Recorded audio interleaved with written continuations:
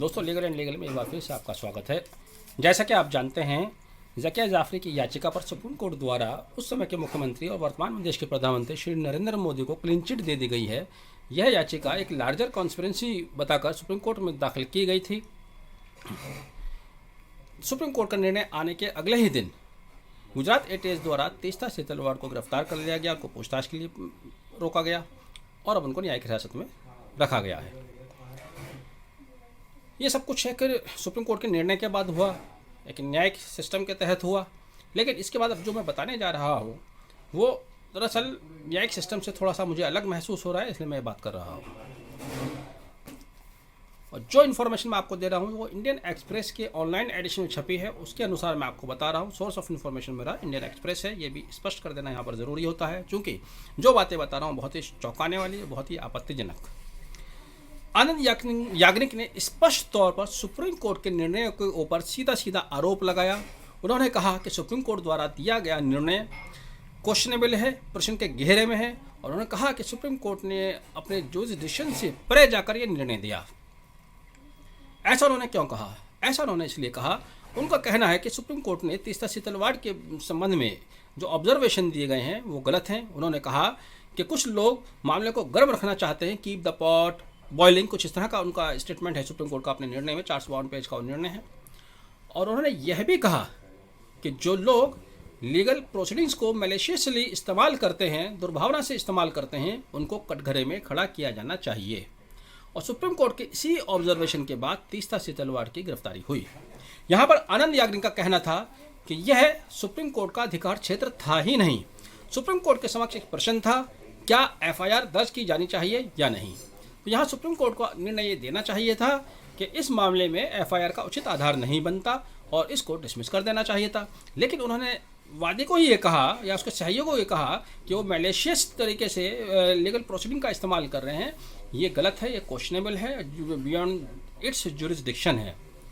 मेरा यहाँ पर कहना यह है कि जब सुप्रीम कोर्ट एक निर्णय दे चुका है, उसके विरुद्ध इस तरह की तल्ख टिप्पणी नहीं की जानी चाहिए, वो भी उस अधिवक्ता के द्वारा जो कि इस केस में ना तो अपीयर हो रहे थे, ना ही वो सुप्रीम कोर्ट में प्रैक्टिस करते हैं। अगर वो इस केस में अपीयर हो रहे होते तब भी एक बात समझ में आती है, वो अपनी नाराज़गी जता सकते थे। लेकिन मीडिया के सामने आकर इस तरह का सीधे सीधे सुप्रीम कोर्ट के ऊपर इल्ज़ाम लगाना ये निहायत गलत है। दोस्तों, गली मोहल्ले में जब किसी व्यक्ति का कोई विवाद होता है तो पास के समय थाना में जाता है, थाना से वो निचली अदालत, निचली से ऊपरी, और उसकी अंतिम जो आशा होती है वो सुप्रीम कोर्ट होती है। उसको लगता है कि मुझे सुप्रीम कोर्ट से इंसाफ मिलेगा। लेकिन इस तरह की टिप्पणियाँ किस प्रकार से उसकी भावनाओं को, उसके विश्वास को ठेस पहुंचा रही हैं, यह आप अंदाज़ा लगा सकते हैं। वो यहीं नहीं रुके, उन्होंने उल्टा सुप्रीम कोर्ट के ऊपर क्रॉस क्वेश्चन किए। आनंद याग्निक ने कहा कि क्या गुजरात दंगों में हज़ारों लोग मरे, हिंदू और मुसलमान हज़ारों लोग मरे या नहीं मरे? क्या हज़ारों लोग विस्थापित हुए या नहीं हुए? क्या हज़ारों हिंदू और मुसलमानों को जलाया गया या नहीं जलाया गया? यानी कि उन्होंने पूरी तरह से सुप्रीम कोर्ट द्वारा दिए गए निर्णय को ही कटघरे में खड़ा कर दिया। ये बातें तब भी हो सकती थी, मान लीजिए अगर निचली अदालत किसी ने ये निर्णय दिया, हाई कोर्ट ने दिया है या सेशन कोर्ट ने दिया, क्योंकि आप उसके बाद अपील में जाते हैं, तब भी कह सकते थे आपके ये आगे अपील का या रिट का हिस्सा हो सकता था।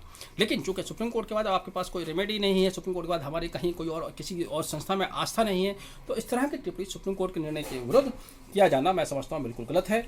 यह meeting people union for civil liberties द्वारा बुलाई गई थी। हालांकि अहमदाबाद पुलिस ने पहले ये एक जगह इकट्ठा होना चाहते थे, उनको इजाज़त नहीं थी। तब इन्होंने इस मीटिंग को अपने चैम्बर में या किसी होटल के कमरे में बुलाया और बुलाकर बाकायदा एक रिजोल्यूशन भी पास किया। देखिए, रिजोल्यूशन पास किया। रिजोल्यूशन में उन्होंने कहा कि सुप्रीम कोर्ट ने तीस्ता सीतलवाड़ के संबंध में जो ऑब्जर्वेशन दी है उनको एक्सपंज किया जाना चाहिए, यानी कि उनको अपने निर्णय में करेक्शन करना चाहिए, उसको एक्सपंज किया जाना चाहिए। और साथ ही उन्होंने तीनों लोगों की रिहाई की मांग भी की, क्योंकि तीस्ता सीतलवाड़ के साथ ही retired DGP RB Sreekumar को भी अरेस्ट किया गया था। उन्होंने अपने रिजोल्यूशन में आरबी श्री कुमार, जो कि रिटायर्ड डीजीपी हैं तीस्ता सीतलवाड़, और जो पहले से एक अधिकारी IPS officer Sanjiv Bhatt jail में हैं, उनकी रिहाई की मांग की। ये उन्होंने प्रस्ताव पास किया। तो मैं समझता हूँ कि इस स्थिति में इस तरह का मीटिंग करके सुप्रीम कोर्ट के ऊपर इस तरह का लांछन लगाना ये कतई भी सही नहीं है। बहरहाल इस तरह की आशा नहीं की जाती लोगों से कि उच्चतम न्यायालय को निर्णय दे और उसको खुले मंच पर इस तरह से आप उस पर टीका टिप्पणी करिए, और वो भी इस तरह की आपत्ति नहीं तो इस तरह से लोगों का सुप्रीम कोर्ट में किस तरह से आस्था रह जाएगी, किस तरह से विश्वास रह जाएगा।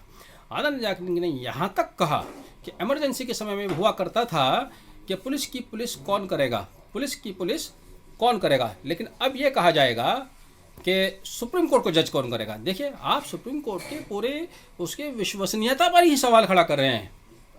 ये नहीं होना चाहिए था। आपने वीडियो आखिर तक देखा, बहुत बहुत धन्यवाद। Thank you, have a nice day.